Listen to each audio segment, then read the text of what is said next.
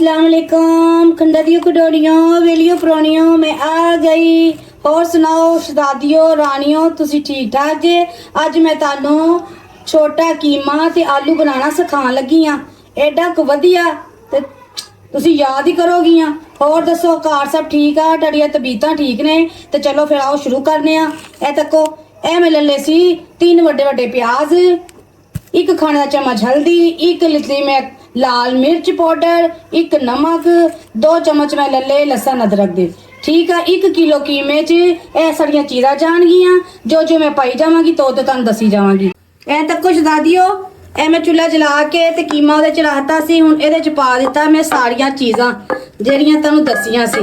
ਇਹਨੂੰ ਹੁਣ मैं 15 मिनट बाद वेखांगी। ਇਹਦੇ ਉੱਤੇ ਦੇ देना वा ढक्कन। ठीक है,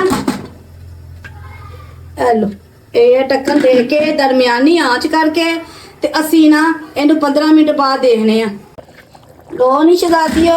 तको ए हुण 15 मिनट हो गए, इन्ना क पानी रह गया। ठीक है, हुण ए कोई तुहानूं मैं लहदा तरीके का आलू कीमा बनाना सिखा रही हाँ। आम जिहा तरीका वो नहीं है। ठीक है, इदां बनाना ते कमाल दा जायका बनूगा। ठीक है, ए लो हुण इन्ना पानी दे पा दिते आलू। 3 कप मैं आलू ले ले सी, किलो मेरा कीमा सी, मेरा नहीं पकड़े दा। आहो ए लो हुण इहनूं असी फिर इंतजार करना जिन तक साडे आलू जरा गलदे, नाले पानी खुश्क होएगा फिर मिलांगे। ठीक ए लो शहजादियो तको आलू भी साडे किरी हद तक साडे गल गए आ। ठीक है, हुण असी पाना इहदे च ऑयल, इहदे च पा देना ऑयल। दही पाना सी आखिर ते पाना दही। जो अगर असी पहले पाता साडे फिर आलू नहीं गलने। इस तरीके का ही बनाना जिद्दां मैं बनाया। लो हुण असी इहदे च पा देना ऑयल। तक ऑयल पा के हुण इहनूं भुनना। बहुता शोरबे वाला नहीं मैं बना रही, मैं रस मिस्सा जिद्दां मेरे घर पसंद करदे आ उदां ही तुहानूं सिखांदे ही आ। ठीक आ, इहनूं हुण भुनन दिओ। भुन के ते फिर तुहानूं जो दही पावांगी फिर मैं तुहानूं दसूं।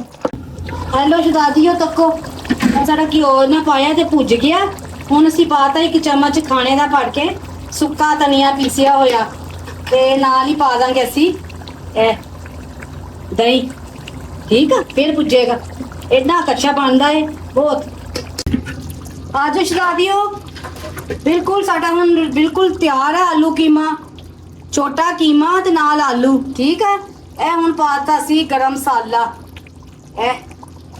ए नमक मैंने जरा फिक्का लगा और नमक असी हसबे जायका फिर ऊपर पा दें। ठीक है, लो हुण असी कर देना मिक्स ते इहदे नाल असी पा देनियां ने 4-5 अपनियां साबत हरियां मिर्चां खूबसूरती आस्ते। ए लो ए गई। ठीक हो गया।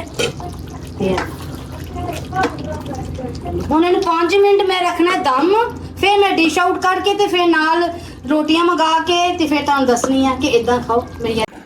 लो शहजादियो दसो ए आलू कीमा साडा बिल्कुल रेडी ते लजीज ते बहुत ही मज़ेदार छोटा कीमा ते आलू बनाए अज मेरे तरीके ना बना के एक बारी चेक जरूर करना मेरिया धीआं मेरिया नूंहां। ठीक है, ए नाल मैं रायता बनाया अज पुदीने का नहीं बनाया, अज जीरा काली मिर्च ते नमक। ये ना मैनू यही मज़ेदार लगता तो मैं क्यों मैं अपनिया धीआं नूं सिखावां। ए नाल मंगाई जा खमीरी रोटी, टाटा दिल करे सादियां मंगाओ घर पकाओ जो मर्जी करो। मेरे घर वैसे ये पसंद करते हैं खमीरी, ये बहुत ही मज़े की लगती है। ठीक है, तो जाते जाते मेरे चैनल सबसक्राइब करो, बैल का बटन दबाओ तो शेयर करो। इस तरह कमेंट्स मैनू करदिया रहो कि सानू यह चाहिए, सानू यह बनाना सिखा, सानू यह तो उदा ही मैं अपन धीआं नूं नूंहां नूं सिखावांगी। अपना बहुत ख्याल रखना। मेरे वालों अल्लाह हाफिज़।